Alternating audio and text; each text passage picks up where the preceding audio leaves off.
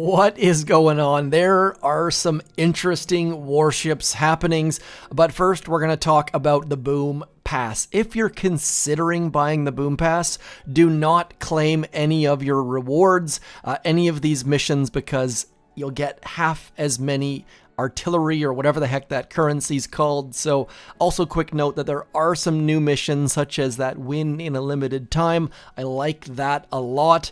I'm not sure that I'm going to be buying it this season. I'm not super stoked on the tank skin or the Fort Knox gold storage. I would love to hear if you guys are, though, as you're throwing Code ZMOT over there in your shop and in the Supercell store. It does work, even though Boom Beach doesn't. So I got 2 accounts in gold. I have not touched the other one in over 16 hours. Was grinding this one into gold with all of the building damage. So this account has all defenses, and notice that I do have sniper towers and the shock blaster.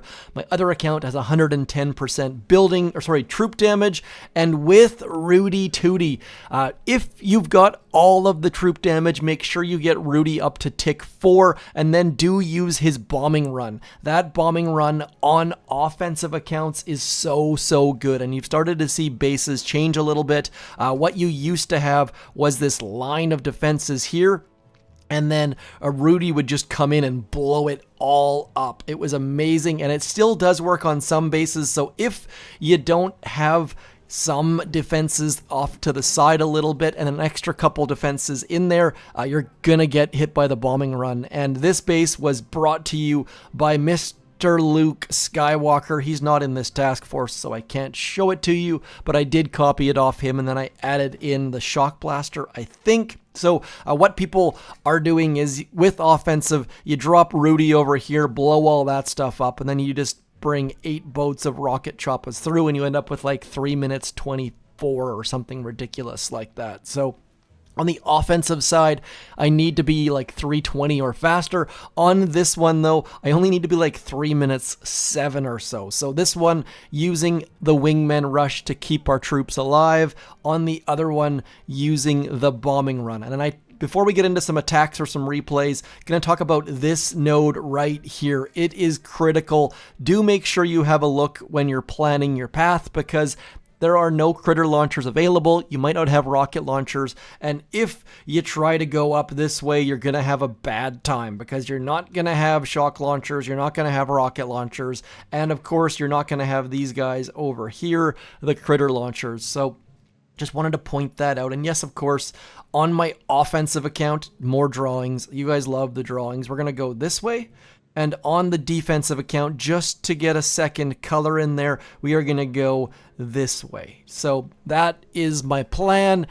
Not sure boom mines will be super helpful, but they are going to help slow down some critters, which will be somewhat useful. Also, lots of people are using warriors with great success doing split warrior attacks. So we are going to mix in some of these guys just to try to slow down people from throwing critters in the middle of our, what are those things called? Machine guns. Also going to hide a couple, because why the heck not?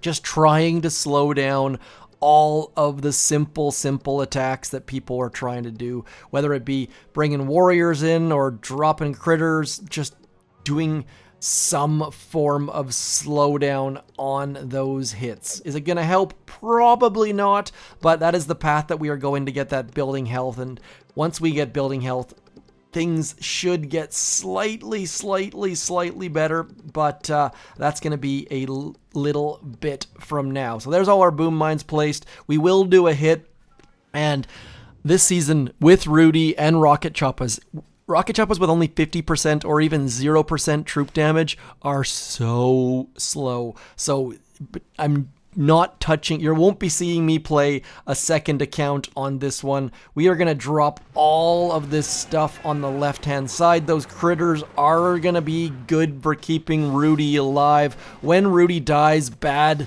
things happen. So we're going to get those wingmen out front, and there is nothing fancy about this. This is just me clearing and going somewhat quick.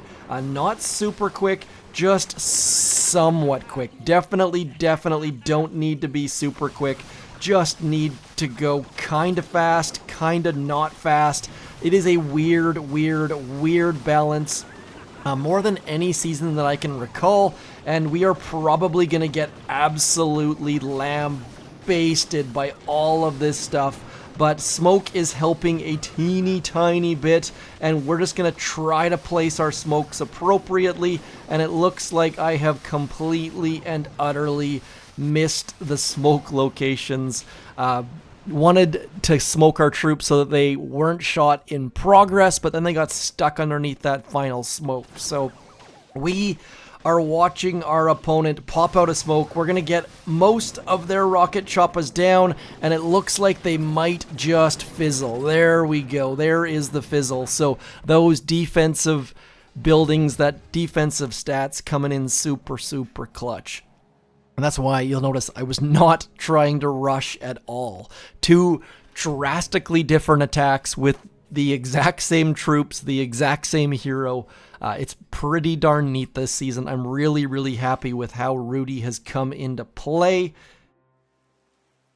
Now, on this side, we're going to go Rudy and 4 rocket choppas. On this side, we're going to go critters and 4 rocket choppas, and then just hoping that those critters land at the right time and those wingmen get out front at the right time, and just clearing all of the things. Using Rudy on that right-hand side because he is great at distracting things, and then critters on that left-hand side. And as you can see there, critters not doing as good a job. Our left-hand side rocket choppas are in a world of pain, but Rudy's doing a decent job, and we've got 1 critter left there at the second. We're gonna throw our final, did I mention final, flare there, and just have all of our troops come blasting out. We're probably going to lose all or most of our rocket choppas, but we're still going to get like a 3-minute 9.